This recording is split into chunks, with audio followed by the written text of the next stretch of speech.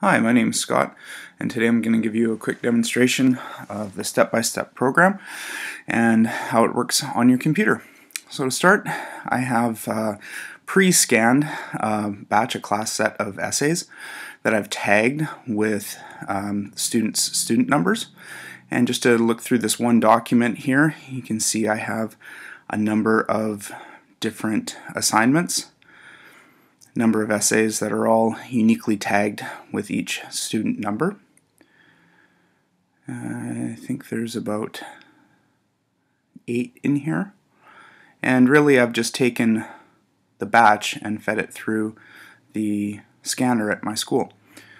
So I'm going to take that PDF, that scanned PDF, and I'm going to lay it over top of the step-by-step icon to insert it into the program.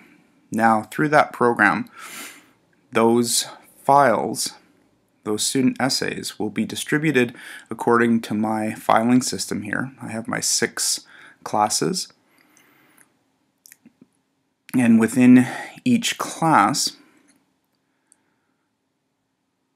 I have English 12 there. Within each class, I have all of my students' assessment files are arranged according to student number. So if I click into this one, and I can see when I bring it up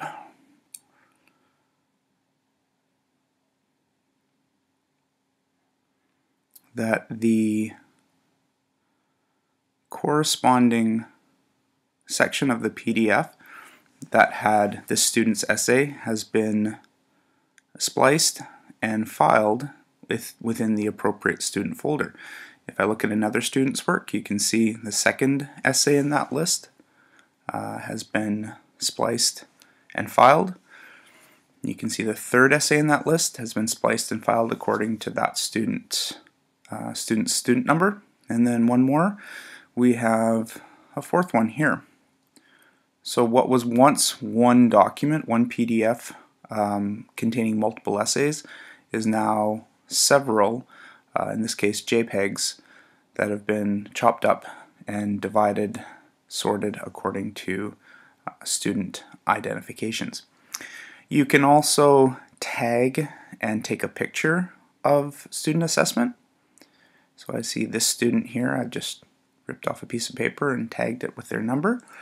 And then similarly, you just feed it into the step-by-step program where that assessment will be sorted and filed within the according file folder on your computer.